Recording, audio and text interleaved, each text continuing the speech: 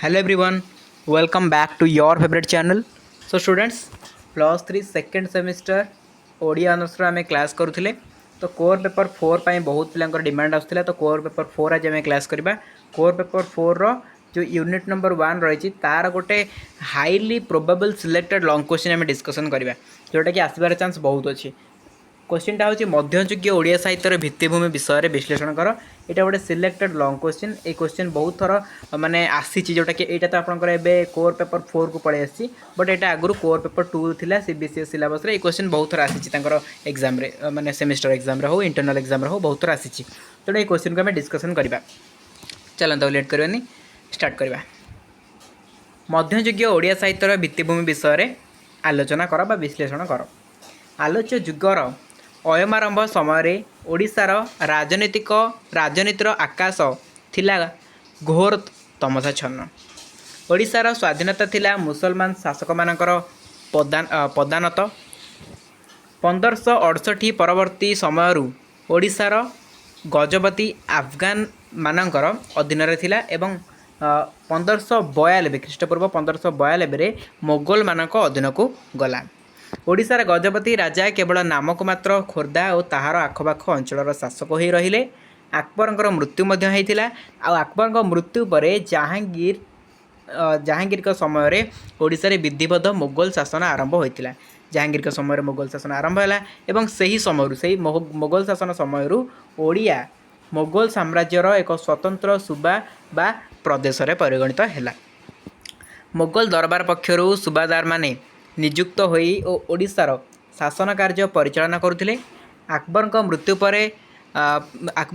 पर विशाल मोगल साम्राज्य रे तांकर उदार शासन नीति मान नाना कारणरू अनुसृत हो पारि नथिला।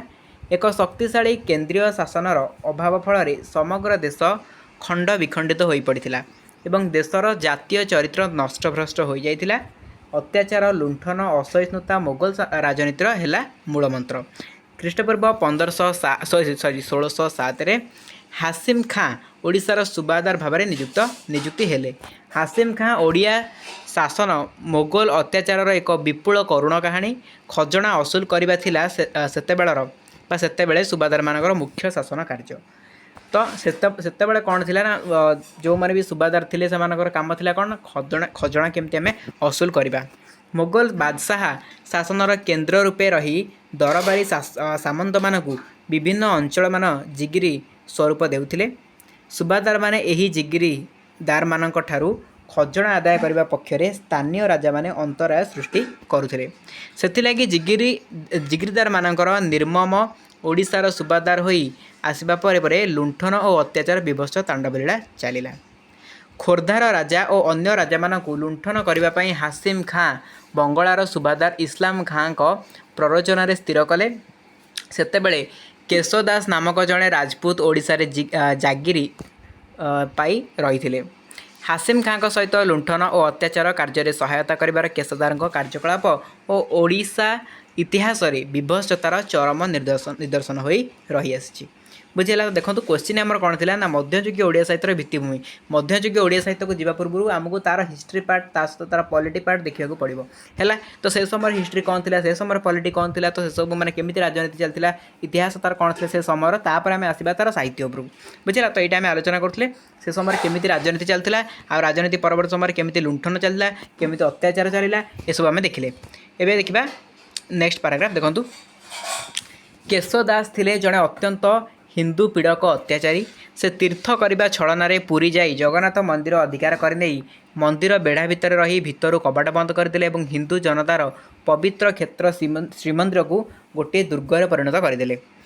ओडिशा राजा पुरुषोत्तम देव केशदासकर जगन्नाथ मंदिर उपर यही आक्रमण को प्रतिरोध करने सैन्य सामंत नहीं पहुँचिले। मात्र पुरुषोत्तम देव विपुल सेनाबाहिनी श्री जगन्नाथ असम्मान नित्यांत निरुत्साहित होई पराजय स्वीकार कले।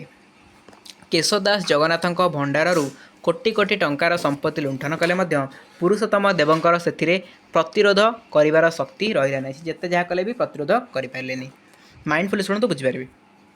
एवं से बाध्य होई केशदास सहित संधि कले। ସନ୍ଧିର ସର୍ତ୍ତ ଅନୁସାରେ ଓଡ଼ିଶାର ରାଜ ଯେମାନଙ୍କୁ ଦିଲ୍ଲୀ ବାଦଶାହଙ୍କ ଅନ୍ତପୁରକୁ ପ୍ରେରଣ କରାଗଲା। ଓଡ଼ିଶା ରାଜା ତାଙ୍କର ଭଗିନୀକୁ କେଶଦାସଙ୍କ ସହିତ ବିବାହ ଦେବାର ସ୍ଥିର ହୋଇଥିଲେ ମଧ୍ୟ କେଶଦାସ ଖୋର୍ଦ୍ଧା ରାଜବାଟୀରେ ପଶି ବଳାତ୍କାରରେ ଓଡ଼ିଶା ରାଜାଙ୍କ ଭଉଣୀଙ୍କୁ ନେଲେ। ରାଜା ଉପଢୌକନ ସ୍ୱରୂପ ଯେଉଁ ହାତୀ ସବୁ ଦେଲେ ତାହା କେଶଦାସ ମନକୁ ନ ପାଇବାରୁ ସେ ବଳାତ୍କାରରେ ରାଜାଙ୍କ ହସ୍ତିଶିଳାକୁ ବଛା ବଛା 6 ଗୋଟି ହାତୀ ଅପହରଣ କରିନେଲେ। ମାନେ ତାଙ୍କ ମନକୁ ପାଇଲାନି ତ ସେ ଆଉ 6ଟା ହାତୀ ଅପହରଣ କରିନେଲେ। ପୁଣି ସନ୍ଧିର ସର୍ତ୍ତ ଅନୁସାରେ ପୁରୁଷୋତ୍ତମ ଦେବଙ୍କୁ ମୋଗଲ ସମ୍ରାଟଙ୍କ ଖଜଣାଖାନାକୁ ସଲାମି ରୂପେ 3 ଲକ୍ଷ ଟଙ୍କା ଦେବାକୁ ହେଲା ଏବଂ ତା ବାହାରେ 1 ଲକ୍ଷ ଟଙ୍କା କେଶଦାସକୁ ଦିଆଗଲା। ଲୁଣ୍ଠନ, ଅତ୍ୟାଚାର, ଉତ୍ପୀଡ଼ନ ଓ ଅତ୍ୟଧିକ ବଳ ପ୍ରୟୋଗ ଫଳରେ ଓଡ଼ିଶାର ଶାସନ କ୍ଷେତ୍ରରେ ମୋଗଲ ରାଜତ୍ୱ କାଳରେ ଯେପରି ଶୃଙ୍ଖଳା ଥିଲା କଳ୍ପନାତୀତ, ସେହିପରି ଆକବରଙ୍କ ମୃତ୍ୟୁ ପରେ କ'ଣ ହେଲା ନା ସପ୍ତଦଶ ଶତାବ୍ଦୀର ଆରମ୍ଭରେ ଓଡ଼ିଶାରେ ଗଜପତି ରାଜାଙ୍କର ସମ୍ମାନ ଅବରୋହଣ ପଥରେ ଗତି କରିଥିଲା। ତ ପରବର୍ତ୍ତୀ ସମୟରେ ଏଇଭଳିଆ ଭାବରେ ଶାସନ ଚାଲିଲା। ମାନେ ଦିନକୁ ଦିନ କ'ଣ ଦୟନୀୟ ଅବସ୍ଥା ଦେଖିବାକୁ ମିଳିଲା।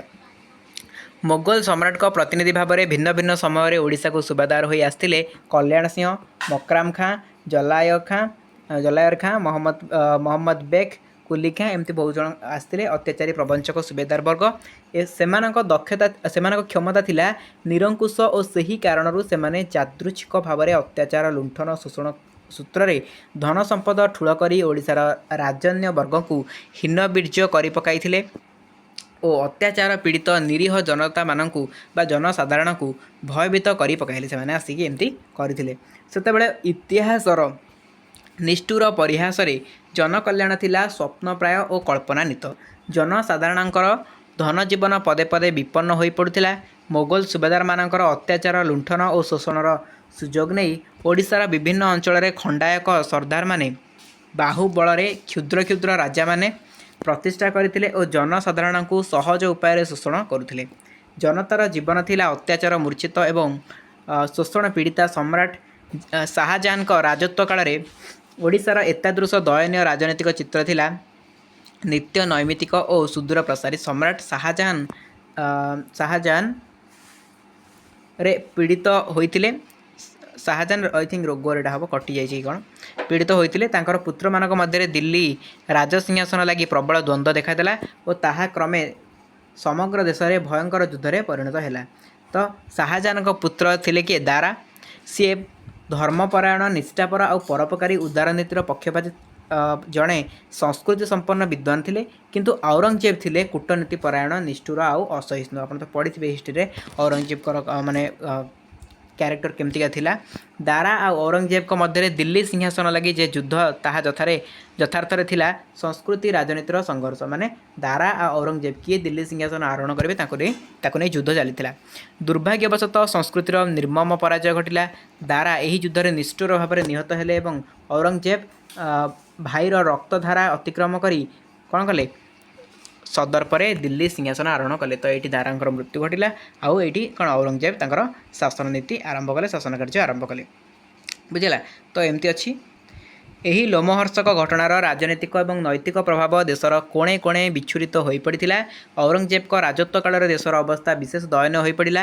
ତାଙ୍କର ହିନ୍ଦୁ ଦଳନ ନୀତି, ସିଏ ତ ହିନ୍ଦୁମାନଙ୍କୁ ପସନ୍ଦ କରୁନଥିଲେ ଔରଙ୍ଗଜେବ, ତ ହିନ୍ଦୁ ଦଳନ ନୀତି ତାଙ୍କର ଚାଲିଲା, ଧର୍ମାନ୍ଧତା ଚାଲିଲା। ଏହା ଫଳରେ ଦେଶର ହିନ୍ଦୁ ଜନସାଧାରଣ ତ୍ରାହି ତ୍ରାହି ଡାକ ଦେଲେ। ମାନେ ଦେଶର ଅବସ୍ଥା ବହୁତ ଖରାପ ହୋଇପଡ଼ିଲା, ହେଲା କି?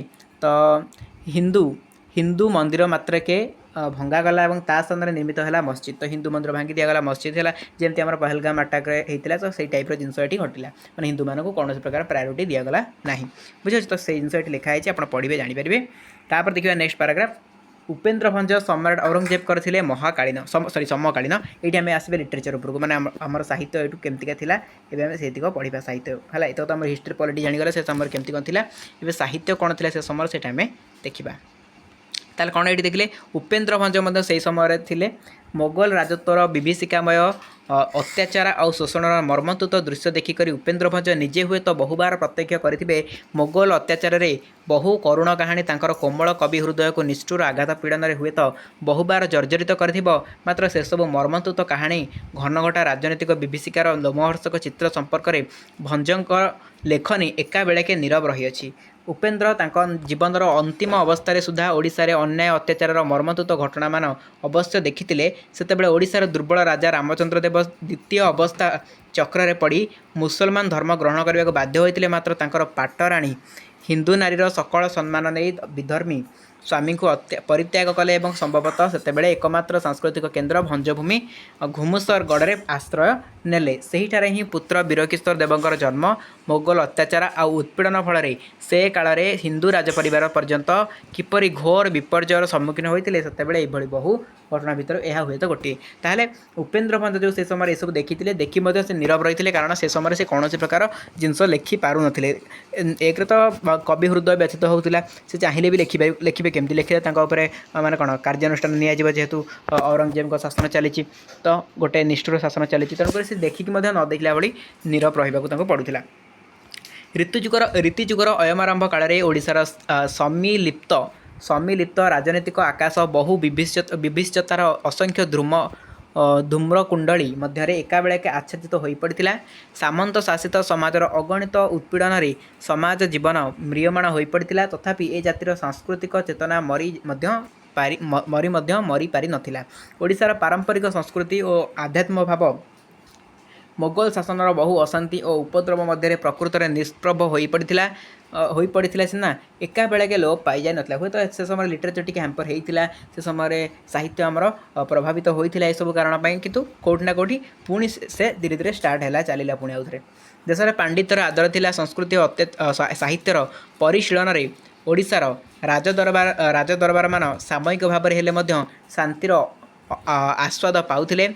सारला बलराम जगन्नाथंकर प्रकृत ओडिया भाषार व्यापक शुश्रूषा प्रति ए देशर जनसाधारण आउ राजन्य गोष्ठी अत्यंत आशापूर्ण उन्मुखता और प्रवणता प्रकाश करथिले।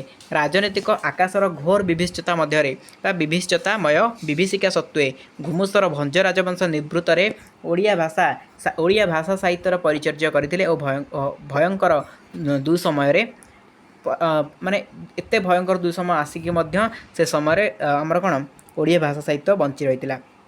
पराधीनतार ग्लानि लुंठन अत्याचार करुण कहानी भितर समाज जीवन अस्थिरता भंज मान भली ओडिशार अन्य केन्द्र में ओडिया और संस्कृतिर अनुशीलन को मंदीभूत करि नथिला। समसामयिक कलुषित राजनीतिक प्रभाव में मात्र देशर कवि कलाकार और बुद्धिजीवी मानकर मनोभाव संकोचन सड़ी जाई पराधीनतार क्षयिष्णु स्वभाव भोग सर्वस्व हो पड़ा एक प्रकार बाध्य होइथिला।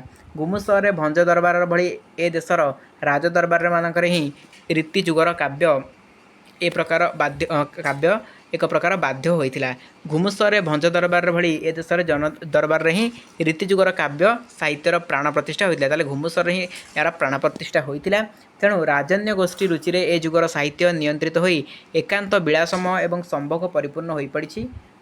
उक्त समय राजनीतिक अवस्था परिप्रेक्षी में ए जुगर साहित्य को अनुध्यान कले ए मानविकता अथवा समाज चेतनार यथायथ चित्रमान खोजी पाइबा विलंबित हो पड़े। बुझे तेणु से समय बहुत कौन आम ये जानिले कि ये पढ़ला जो मध्ययुगीय ओडिया साहित्य कथा कहूँ से समय जेहेतु औरंगजेब का शासन माने आरंभ हो जाता औरंगजेब हिंदू मान प्रति जो खराब मनोभाव था हिंदू मान से जो घृणा चक्षुरे देखुले से समय जो आम कवि मैंने थे से समय बेसिक उपेन्द्र भंज उपेन्द्र भंज कथा कहला। तो उपेन्द्र भंज से सब देखी न देखला बड़ी चुप रहा पड़ता। आउ से समय साहित्य बहुत मात्रा प्रभावित होता सत, किंतु माने नष्ट हो जाए ना संपूर्ण सरी जाए ना। तेणु धीरे धीरे पुणी कौन होता ना साहित्यर कौन भित्तिभूमि आउ थे प्रतिष्ठित होता। बुझीला। तेणु यही आपंकर एक मार्क गोटे माने सॉरी एक मार्क होची गोटे एक नंबर क्वेश्चन आम देखिए जोटा कि बहुत इंपोर्टेंट लॉन्ग क्वेश्चन गोटे थिला।